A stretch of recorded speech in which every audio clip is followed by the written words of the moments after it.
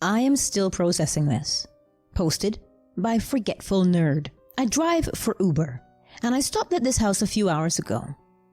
As I'm waiting, a light turned on upstairs, and this little boy was turning the lights on, waving at me, then turning them off. He did it a few times, and was smiling and looked like he may be laughing. I waved back and smiled, and even though it was late, I didn't even question it. The girl got in my car a few minutes later. I thought she took so long because the kid was hers, and I commented how cute the kid upstairs was, and her face went pale. She looked me straight in the eye and told me no one lives upstairs.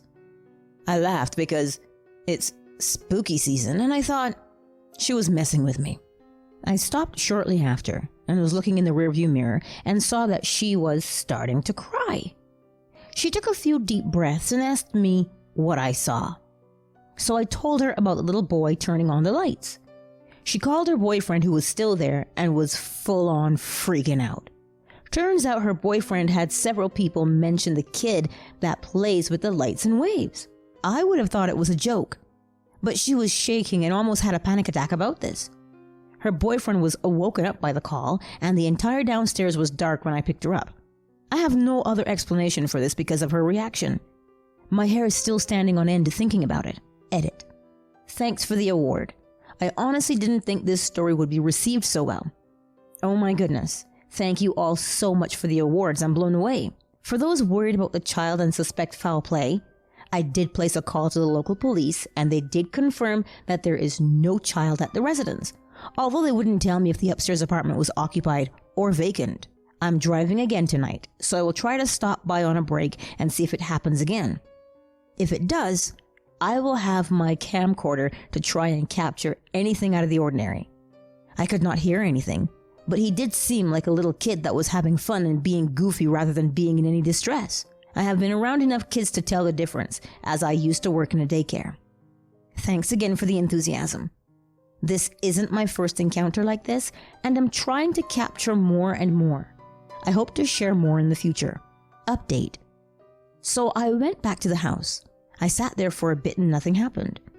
With the moon being so bright, it was really cloudy yesterday. I could sort of see into the window where I saw him.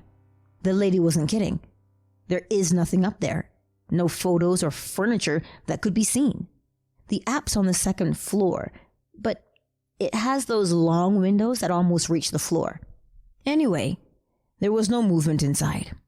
However, as I started to drive away, I saw a kid in the yard running, but there was no noise to it, no crunching leaves or anything. I had my window open, radio off. I would be able to hear footfalls, or at the very least, the shuffling of leaves. It was just a glimpse, and I waited for something else, but there was nothing. I think it's safe to say that there is something on that property. I have to look into the history of the property. It is a really rough part of the city, and many people die in that area yearly, but I'm still curious what it turns up. Not a ghost story, but definitely supernatural. Posted by Marlusa91. I have had many paranormal and supernatural experiences in my life. What I am about to share is not a ghost story, but it is supernatural and something that I have never been able to explain. It is a period of my life that I will never forget. For a span of 18 months, from March 2012 to September 2013, I would experience a disturbing, reoccurring dream almost every night. I would either have this dream or no memorable dream at all. The brief event and surrounding details of the dream were always exactly the same without any variation. 7 years later, I can still recall this dream as if I have just awoken from it. In the dream, I'm sitting in the driver's seat of a vehicle, looking through the eyes of a tall driver. I know I'm not the driver because I look down and to the right and see myself sitting in the front passenger seat. We're talking and laughing. The conversation and laughter in the dream are muffled and distant, like voices underwater. Through the eyes of the driver, I look past myself in the passenger seat, through the front passenger window, and see a mass approaching at high velocity. The color and shape of the mass are indeterminate, shifting and flowing through a spectrum of light and space that my mind cannot comprehend. The mass is quickly becoming larger and larger. Suddenly and violently, the mass collides with the front passenger side of the vehicle. This immense kinetic energy surges through my body as if the convulsions of a massive earthquake have been condensed into a single moment, encasing me and penetrating me. Glass implodes from multiple directions like a bomb. This barrier constructed for protection transforms into a sea of shrapnel, sending thousands of tiny sharp teeth to bite and tear and rip and stab at every inch of my skin. The metal frame of the vehicle begins to collapse and rotate as if it is nothing more than paper to be crumbled and tossed away. The space around me is becoming smaller and whirling faster, like the motion of an endless roller coaster. My eyes never close, and I never look away from the passenger seat. I see myself lurch forward as if I weigh less than air. My face collides with the dashboard. The airbag never deploys. I wake up. For 18 months I have this dream. For 18 months I become more stressed and more anxious. I see the dream while I sleep. I see the dream when I'm awake. I could not be in the front passenger seat of any vehicle without feeling my blood pressure rise. It gets to the point where I am even scared to fall asleep for fear of seeing the event of the dream. In September 2013, I have the dream for the last time. 1 day passes. 1 week passes. 1 month passes. I still do not have the dream. I do not even question this because I'm so happy to be able to sleep again and not feel fear anytime I am in a vehicle. I feel that long, strange, and terrible period is finally past me. 2 months later, on a beautiful day in November 2013, I am working at the visitor center of the National Wildlife Refuge, where I had been employed for a little over 2 years. It is a slow day at work, and not many people are coming into the building. The tropical beach is far more interesting than our display murals and informational plaques. I take advantage of this slowness and spend my time reading. Mid-morning arrives and I hear the chime of the front door ring as soft footsteps enter the visitor center. I look up from my book and see a young couple who seem to be in their early to mid-30s. I greet them, but they do not notice me in the distance. I return my gaze to my book as their attention is drawn to our murals and plaques. Some time passes before I hear a soft feminine voice politely say, "Excuse me," from the opposite side of the counter. "Yes," I respond as I look up and smile to meet the eyes of the young woman. But as soon as I face her, her expression very quickly changes from inquiry to shock. She immediately turns to walk away. Without saying another word, she walks from the counter to the wall about 5 meters away. Her husband, presumably sensing her discomfort, walks up to her and puts his arm around her shoulders. They're talking in whispers that I cannot hear. She is visibly upset about something. I think this is very strange at first, but ultimately, it's none of my business. I look away from them so that they don't feel judged or observed. Many minutes pass, and the woman returns to the counter. Her face is a bit puffy and her eyes are a little red. She takes a quick, deep breath and proceeds to ask me about the free cave tours available to visitors on the refuge. Without hesitation, I begin to describe the tour. About 2 minutes pass and she breaks down into full tears.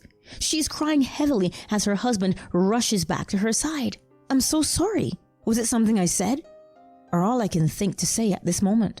She wipes her face with the tissues I hand her before taking a breath and speaking again. She apologizes. I assure her that there is nothing to apologize for. What she shares with me is something that will stick with me for the rest of my life. She attended university in Australia and lived there for 10 years. In her decade there, her best friend, a woman who became her sister, looked and spoke exactly like me. She was my complete doppelganger. 2 months earlier, in September 2013, her best friend was involved in a major car accident. Another driver had hit her friend's side of the vehicle. The airbag never deployed and she died instantly. The airbag never deployed. My heart begins to race and every ounce of air seems to empty from my lungs. After some time and comforting from her husband, the woman asks if they can go on the cave tour. "Of course," I respond. We go on our tour and return to the visitor center over an hour later. The woman tells me of their plans for the rest of their trip. After a brief silence, she reaches out and gives me a deep hug. "Goodbye. Goodbye. Goodbye," she keeps repeating slowly in a soft, forlorn whisper as she holds me in a warm embrace. I'm not the hugging type of person, but I realize that it's not me she's reaching out for. I let her stay there for as long as needed, returning her hug. After a while, she lets go. She does not look at my face as she turns and walks away. The woman and her husband take each other's hand and walk out the door. I never saw them again. The Very Haunted Butler's House, posted by Ragtime Dancer. This is a follow-up of a comment post I made yesterday about a singing entity we experienced while my husband and I lived in a house built in the 1700s. He was a butler to minor royalty in Ireland. There was an interest expressed in whether I had had any other experiences there. Definitely yes. It was very haunted. When my husband was hired to be butler on the rambling estate, I was told to choose one of two houses as the butler's house. The first house I looked at was really more practical for us, smaller with a fenced-in garden, more privacy as we could be further away from the main house and so on. But I didn't get too excited about it. The second house was for me the minute I walked in the door. At this point, let me say it was in disrepair and unoccupied for quite some time. But as I later realized, one aspect of this house that was a subtle form of haunting was to susceptible individuals like me, it seemed like a palace. I instantly became obsessively possessive about it. I, of course, picked this as our new home. We moved in. My husband began his new job, and I busily and happily began to transform the neglected old house into our little castle. Or so I thought. It was a huge place with enormous rooms and a master bedroom the size of a ballroom. One of the first things that started to go awry were malfunctions that came out of nowhere. We had just had the chimneys cleaned, yet a chimney fire started for no good reason in the old Stanley cooker in the kitchen. Luckily, a workman spotted it, and it was put out with no real damage. One Sunday afternoon, we were out, and I had the gnawing feeling to go back home. We did, and found the washing machine had turned itself on somehow, a brand new front loader, and the door was wide open, pumping water into our kitchen. It took all day to clean up the mess. The feeling of being watched after sunset was overwhelming. My husband worked late hours, and oftentimes I had to wait for him outside until he returned. I tried initially to convince myself it was imagination, but it wasn't. I saw a white mist outside our bedroom door slowly form from the feet up into the shape of a woman and disappear before my eyes. We heard nightly whispers or what sounded like people fighting downstairs nearly every night. The singing lady was another. I saw my husband's doppelganger one night going to the bathroom as he slept in our bed. Not long after, he died of a heart attack. He was fit and strong, but I believe the house had a bad influence on his health. After his death, I stayed on the estate for years, living in another house across the way. Butlers came and went. One hung himself. Another, a big, strong man, faded away and died in less than 6 months. Prior to my husband being butler, the man that held the position also lived in that house for a brief time. He was accused of murdering his brother for profit on the estate, but it was never proven. He left the job and house and moved away. We were the next occupants. As I say, I was given a choice. I was enchanted by whatever lurked within. When my husband died and I no longer lived there, I was grateful the enchantment was broken for me forever. There is much more, but it would take a book to tell the full story. I believe the entire estate was a portal. The Lord even had a curse on him and his family. I won't ever forget my 17 years there. A beautiful but very haunted place.